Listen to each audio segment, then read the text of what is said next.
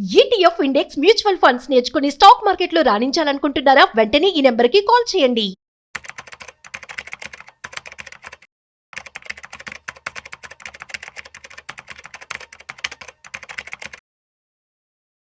So మనం చూసినట్లయితే మన ఇండియాలో చాలా ఇన్సిడెంట్స్ జరుగుతూ ఉన్నాయి.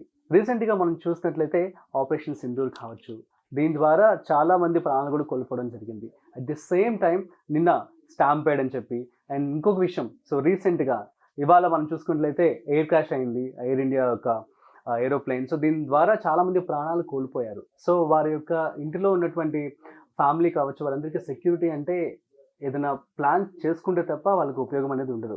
సో ఇటువంటి పరిస్థితుల్లో ఫ్యామిలీ అనేది ఖచ్చితంగా అనాథగా మిగిలిపోతూ ఉంటుంది, ఒకవేళ తన మీద ఆధారపడి కనుక ఉన్నట్లయితే. సో మరి అలాంటి వాళ్ళందరూ కూడాను ఎటువంటి ప్రాపర్ ప్లాన్ చేసుకోవాల్సి ఉంటుంది. సో ఏదో 20 ఇయర్స్ కావచ్చు, 30 కావచ్చు, 40, 50, 60. సో వీరందరికీ సంబంధించి తీసుకోవాల్సినటువంటి ప్లాన్స్ ఇవాళ మనతో చెప్పడానికి certified financial expert Madhavi Reddy గారు ఉన్నారు. సో వారి మాటల్లో మరింత సమాచారం అడిగి తెలుసుకుందాం. హాయ్, హలో, నమస్తే, welcome to business buzz with Rajeev Pasupuleti on Suman TV. So let's shoot. So hi ma'am. Hello అండి. యా, సో మ్యామ్ మనం చూస్తున్నట్లయితే చాలా బాధాకరమైన విషయం అని చెప్పుకోవాలి. సో సుమన్ టీవీ తరపు నుంచి మనం వారికి ప్రగాఢ సానుభూతి తెలియజేస్తూ, సో నెక్స్ట్ ఇప్పుడు వారి మీద ఆధారపడి ఉన్న ఫ్యామిలీకి ఎటువంటి భద్రత కల్పించాలి, ఎటువంటి స్కీమ్స్ కావచ్చు, సెక్యూరిటీ ప్లాన్స్ ఎలా చేసుకోవాలి? సో ఇవి అసలు ఎవరు ఊహించలేని సంఘటనలు జరుగుతూ ఉన్నాయండి. సో అంటే ఎక్కువగా మనం చూస్తుంది ఏంటంటే ఈ ఏజ్ గ్రూప్ తక్కువ, అంటే ఒక యంగర్ జనరేషన్ కూడా వాళ్ళు చనిపోవడం అనేది జరుగుతూ ఉంది. సో రైట్ ఫ్రమ్ మన కుంభమేళా నుంచి మొదలు పెడితే అక్కడి నుంచి మళ్ళీ మనకి ఈ పెహల్గాంలో ఇన్సిడెంట్, ఆ తర్వాత అంతా యంగ్స్టర్స్ ఏనండి పెహల్గామ్ లో కూడా. ఆ తర్వాత మళ్ళీ రీసెంట్ గా మనం చూసుకున్నట్లయితే ఈ బెంగళూరులో స్టాంపీడ్, అందులో అయితే అసలు 15, 16 అంటే 19 ఇయర్స్ నుంచి కూడా చనిపోయిన వాళ్ళు మనకి కనిపిస్తూ ఉంటారు. అప్పుడే అంటే వాళ్ళు జాబ్స్ వచ్చి సెటిల్ అయిన వాళ్ళు కూడా మనకి కనిపిస్తూ ఉన్నారు. ఇక ఈ ఇన్సిడెంట్ లో అయితే అసలు వండరబుల్ అండి. అసలు అందరూ కూడా అసలు ఇంకా ఆ గ్రీఫ్ లో నుంచి బయటకు రాలేకపోతున్నారు. ఎయిర్ క్రాష్ ఇలా అంటే ఎప్పుడు ఏం జరుగుతుందో తెలియలేనట్టుగా లైఫ్ అనేది అందరూ కూడా భయపడ్డారు ఒక్కసారిగా. అవేనండి, ఎప్పుడు ఏం జరుగుతుందో తెలియదు.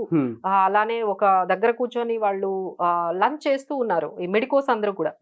ఒక్కసారిగా ఫ్లైట్ వచ్చి వాళ్ళ మీద పడిపోవడం ఏంటి, వాళ్ళు అసలు చనిపోవడం ఏంటి, అసలు ఫ్లైట్ లో ఉన్న వాళ్ళు చనిపోవడం అంటే అది. బట్ ఏంటంటే వాళ్ళు జస్ట్ లంచ్ చేస్తున్నారు రెగ్యులర్ గా వాళ్ళ హాస్టల్లో కూర్చొని. సో వాళ్ళు కూడా సడన్ గా ఇలా ఒక మెడికోస్ కూడా అంటే పీజీ చేస్తున్నారు అంటే యూ కెన్ ఇమాజిన్ ఎంత ఫ్యామిలీకి ఎంత గ్రీఫ్ గా, ఎంత బాధాకరంగా ఉంటుంది. సో ఏంటంటే ఇలా వీళ్ళు ఎవరైతే డిపెండెంట్స్ ఉన్నారో వాళ్ళని మనము ఎలా అంటే ఇప్పుడు వాళ్ళనైతే మనం రీప్లేస్ చేయలేం, బట్ ఫైనాన్షియల్ గా వాళ్ళకి ఏ విధంగా సపోర్ట్ చేస్తే బాగుంటుంది, వాళ్ళు ఏ విధంగా వాళ్ళు మళ్ళీ వాళ్ళ లైఫ్ ని కొంచెం అదే వాళ్ళు ఉన్నప్పుడైతే చక్కగా చూసుకొని ఉంటారు వాళ్ళ పిల్లలందరూ, వాళ్ళ పేరెంట్స్ ని కానీ లేకపోతే వాళ్ళ ఫ్యామిలీ ఎవరైతే డిపెండెంట్స్ ఉన్నారో వాళ్ళందరూ కూడా లైఫ్ స్టైల్ ఒక రకంగా ఉంటుంది. ఇప్పుడు సడన్ గా వాళ్ళ ఇన్కమ్ ఏది వాళ్ళకి ఇప్పుడు అవైలబుల్ గా ఉండదు. సో వాళ్ళ గోల్స్ ఎలా మరి కంప్లీట్ చేసుకోవాలి, పిల్లలు ఉంటారు, డిపెండెంట్ పేరెంట్స్ ఉంటారండి. ఇప్పుడు ఒక అమ్మాయిని మనం చూసాము, ఆమె ఏంటంటే చదువుకోవడానికి లండన్ వెళ్ళింది. సో ఇప్పుడు ఏంటంటే చదువుకోవడానికి పంపించేటప్పుడు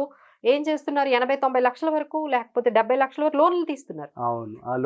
పేరెంట్స్ మీద పడుతుంది కదండి. సో ఇప్పుడు వీళ్ళు ఎలా తీర్చాలి 70 లక్షలు 80 లక్షలు ఆ పేరెంట్స్ ఎడ్యుకేషన్ లోన్స్ తీసుకొని పిల్లల్ని బయట కంట్రీస్ కి పంపిస్తూ ఉన్నారు. సో ఇలాంటి ఇన్సిడెంట్స్ అయితే చాలా చూస్తున్నామండి. సో చిన్న చిన్న పిల్లలు ఉంటారు, వాళ్ళ ఎడ్యుకేషన్ కానీ లేకపోతే వాళ్ళ సెటిల్మెంట్ కానీ ఇవన్నీ కూడా మనం చూస్తున్నాము. అలానే వాళ్ళ పేరెంట్స్ కానీ ఉన్నట్లయితే ఎలా సర్వైవ్ అవుతారు, పెద్దవాళ్ళు ఉంటారు. సో ఉన్న వన్ ఎర్నింగ్ మెంబర్ కూడా ఇలాంటి ఇన్సిడెంట్స్ లో కానీ అయిపోతే so how they can survive. So ఆ గ్రీఫ్ అనేది ఉంటుంది. మళ్ళీ ఫైనాన్షియల్ ట్రబుల్స్ కూడా వాళ్ళని ఇంకొంచెం కిందకి లాగేస్తూ ఉంటాయండి లైఫ్ లో. సో అలాంటప్పుడు మనం కొన్ని జాగ్రత్తలు అంటే ఏ ఏజ్ గ్రూప్ అయినా ఆ ఏజ్ లో చేయాల్సింది మన ఫైనాన్షియల్ గా ఏం చేయాలో అవి చేస్తే సో కొంచెం బెటర్ గా మన మీద డిపెండెంట్ అయిన వాళ్ళు ఎవరైతే ఉన్నారో మన ఫ్యామిలీలో వాళ్ళకైతే ట్రబుల్ గా లేకుండా అయితే చేయొచ్చండి. So there is no age, అంటే ఇన్వెస్ట్మెంట్స్ అంటే ఏదో 40s లోనో లేకపోతే 30s లోనే చేయాలని లేదండి. Even you are in 20s it should be has a habituated and savings అనేవి మీరు 2000, 3000 ఎంతైనా మీరు ఒక ఎస్ఐపి స్టార్ట్ చేసి మీరు అసలు ముందు ఆ డిసిప్లిన్ లోకి వచ్చినట్లయితే మీకు ఆ ప్రాసెస్ అర్థమవుతుంది. అవును. సో ఇలా 20s లో ఉన్న వాళ్ళు మాకే ఉంటాయి అని ఆలోచించకుండా ఎంత వీలైతే అంత మీరు ఇన్వెస్ట్ చేయొచ్చు. అలానే 30s లో ఎప్పుడైతే వచ్చారో ప్రతి ఒక్కరు అంటే వాళ్ళ ఇన్కమ్ లో 10% వరకు సేవ్ చేయడం అనేది అలవాటు చేసుకోవాలి. 30s లో ఉన్న వాళ్ళు అంటే మీకు ఒక 5 lakhs శాలరీ లేదు 50,000 పర్ మంత్ వచ్చింది అనుకోండి, 50,000 మీద 10% అంటే 5,000 అదైనా మీరు సేవింగ్ చేయాలి, లేదు ఇన్వెస్ట్మెంట్స్ అనేవి చేయాలి. ప్రాపర్ గా హెల్త్ ఇన్సూరెన్స్ మీ పేరెంట్స్ కి తీసుకోవాలి, మీకు తీసుకోవాలి. ఇలాంటివన్నీ కొంచెం 30s లో ఉన్న వాళ్ళు చేస్తూ ఉంటారు. ఎందుకంటే అప్పుడు ఏంటంటే లైఫ్ స్టైల్ ని వాళ్ళు సెట్ చేసుకుంటూ ఉంటారు. అంత ఎక్కువ సేవ్ చేయడం వల్ల కాదు, ఎందుకంటే అప్గ్రేడ్ చేసుకుంటారు, అప్పుడే జాబ్ వస్తుంది, సో అన్ని కూడా కొనుక్కుంటూ ఉంటారు కాబట్టి. బట్ స్టిల్ అంటే 10% అయితే సేవ్ చేయాల్సి ఉంటుంది. ఎప్పుడైతే 40s లోకి వచ్చేసారో, 40s లో వచ్చే వాళ్ళు ఏంటంటే ఆల్మోస్ట్ 30% సేవ్ చేయడానికి అలవాటు చేసుకోవాలి. 30% సేవ్ చేయాలి మీరు ఎప్పుడైతే 40s లో, ఎందుకంటే అక్కడ నుంచి మీకు రిటైర్మెంట్ దగ్గరకు వచ్చేస్తుంది. అలానే పిల్లల హైయర్ ఎడ్యుకేషన్ కూడా చాలా తక్కువ ఉంది టైం. సో మీరు ఎప్పుడైతే 40s లోకి వచ్చారో మీరు 30% వరకు మీరు సేవ్ చేయగలిగితే మీ రిటైర్మెంట్ ప్లాన్ కానీ లేకపోతే మీ పిల్లల హైయర్ ఎడ్యుకేషన్ కానీ పర్ఫెక్ట్ గా అవుతుందండి. మేము ఇక్కడ చాలా మందిని చూస్తున్నాము. సో 50-55 ఇయర్స్ ఉన్న పేరెంట్స్ 70-80 లక్షల ఎడ్యుకేషన్ లోన్ తీసుకుంటున్నారు. వాళ్ళు అక్కడికి వెళ్ళిన తర్వాత జాబ్ రాకపోతే మళ్ళీ వాళ్ళు తిరిగి వచ్చేస్తే ఇండియాకి, ఇదంతా ఇప్పుడు వీళ్ళేమో రిటైర్మెంట్ స్టేజ్, ఎవరు కట్టాలి? ఒక ఎగ్జాంపుల్, నిన్ను కూడా రీసెంట్ గా ఒక అబ్బాయి అక్కడ జాబ్ రాలేదని చెప్పి వెనక్కి వచ్చేసారట. 80 lakhs ఎంతో 75,000 జాబ్ కి జాయిన్ అయ్యి 65-70,000 ఈఎంఐ కడుతున్నారు. సో ఆ పేరెంట్స్ మీద ఆ టైంలో ఆల్రెడీ రిటైర్ అయిపోయే స్టేజ్ వాళ్ళు ఎక్కడి నుండి తెచ్చి ఈ ఈఎంఐస్ అవన్నీ కడతారు. సో అందుకనే ఎవరైతే ఇలా లోన్లు తీసుకోకుండా మరీ లోన్ మీద కంప్లీట్ గా ఈ మధ్య అన్నిటికీ 100% లోన్లు అలవాటు అయిపోయాయండి. ఇప్పుడు ఇల్లు కట్టాలి అంటే 70 లక్షలు 1 crore వరకు హోమ్ లోన్ తీసుకుంటున్నారు. ఎక్కడైనా పిల్లల్ని బయటకు పంపించాలి అంటే 70-80 లక్షలు ఎడ్యుకేషన్ లోన్లు తీసేసుకుంటున్నారు. బట్ ఇలాంటిది ఏదైనా ఒక ఇన్సిడెంట్ అయితే ఎంత బాధాకరంగా ఉంటుందండి, దాంట్లో నుంచి బయటికి రాలేరు. సో అందుకని జాగ్రత్తగా మనది ఏది ఈఎంఐలు అయినా సరే ఒక 40-50% మించి మన ఇన్కమ్ మించి ఈఎంఐలు ఉండకూడదండి. ఎందుకంటే మిగతాది ఇంకా సేవింగ్ కి 30% అని ఉపయోగపడాలి కదా. అంతా మీరు ఈఎంఐలు కడితే ఇంక సేవింగ్ ఎప్పుడు చేస్తారు? సో ఒక లిమిట్ అనేది పెట్టుకోవాలి. మీకు ఎంత ఇన్కమ్ వచ్చినా అందులో 40% వరకు ఈఎంఐలకు వెళ్ళాలి, ఒక 20% మీరు ఖర్చు పెట్టుకోవచ్చు. మిగతా 30% ఏదైతే ఉందో దాన్ని మీరు ఇన్వెస్ట్మెంట్స్ వైపు వెళ్ళాలండి. That is what they need to do at 40 years of age ఉండేటప్పుడు 30% వరకు సేవింగ్స్ చేయాలి. ఇక 50s లోకి వచ్చేస్తే అదే మేము చెప్తున్నాం అండి, ఎప్పుడైతే మీరు 50s లోకి వచ్చారో liabilities తగ్గించేయాలి.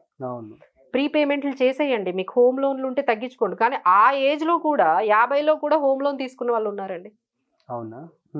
There are certain clients are there. వాళ్ళ పిల్లలు తీసుకోమన్నారనో మరి ఏంటో తెలియదండి, ఆ 50 years ఏజ్ లో వాళ్ళు అప్పుడు హోమ్ లోన్ తీసుకుంటామంటారు. ఇంకా ఉన్నది ఒక 10 years కదా, ప్రశాంతంగా లైబిలిటీస్ తగ్గించుకోకుండా మీరు లైబిలిటీస్ పెంచుకోవడం, ఆ టైంలో ఇన్సూరెన్స్ పాలసీలు ఒక 5 లక్షలు 4 లక్షలు తీసుకుంటే ఇంకా అక్కడ నుంచి 20 years ఎక్కడ కడతారండి?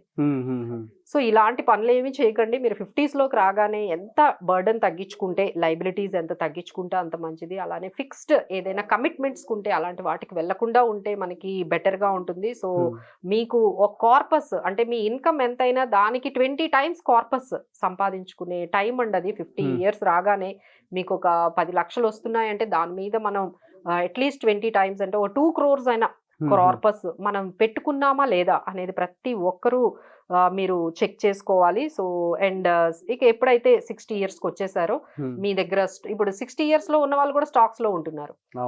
అసలు 80% వరకు నేను ఒక ఇన్స్టిట్యూట్ కి వెళ్తే 65 years అంట మ్యామ్, సో రిటైర్డ్ ఆయన వచ్చి నేర్చుకుంటున్నారు. సో ఎంత రిస్క్ తీసుకోవాలి, ఎంత మనకి అంత పర్ఫెక్ట్ గా ఉందా అన్ని మనం సెట్ చేసుకున్నామా. సో ఆ ఏజ్ లో ఏంటంటే లోయెస్ట్ రిస్క్ లోకి మన ఇన్వెస్ట్మెంట్స్ అన్ని కొంచెం తీసుకెళ్లడము, తర్వాత మనకి SWPs గురించి మనం నేర్చుకోవడము, systematic withdrawal plans, health insurance అంతా కూడా పర్ఫెక్ట్ గా ఉందా లేదా అనేది మనము చెక్ చేసుకోవడము. సో లోయర్ ఇన్కమ్ అంటే ఇన్కమ్ కొంచెం తక్కువైనా పర్లేదు కానీ రిస్క్ ఎక్కువగా మనము తీసుకోవద్దండి. సో ఈ ఏజ్ లో 60 years ఏజ్ లోకి మీరు ఎప్పుడైతే వచ్చేసారో ఒకసారి మీ రిస్క్ ని కంట్రోల్ చేసుకోండి. SWP ఆప్షన్స్ మంచి మీరు సెలెక్ట్ చేసుకోండి. సో ఇవన్నీ కూడా ఏమైనా మీకు డౌట్స్ వచ్చినా, ఏమైనా డెసిషన్స్ తీసుకునేటప్పుడు ఫైనాన్షియల్ డెసిషన్స్ తప్పనిసరిగా ఫైనాన్షియల్ ప్లానర్ తో ఒక్కసారి మీరు కస్టమైజ్డ్ గా మీరు మాట్లాడి డెసిషన్స్ తీసుకుంటే ఇలాంటి మిస్టేక్స్ అనేవి మీకు ఎప్పటికీ జరగవండి. So they will stop stop you. Okay, ఇది Okay. మంచిది కాదు,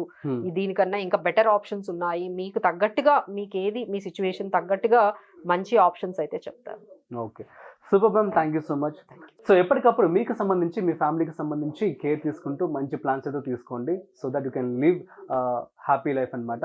మరొక ఇంట్రెస్టింగ్ కాయిన్తో మళ్ళీ కలుద్దాం. అంతవరకు చూస్తూనే ఉండండి సుమన్ టీవీ.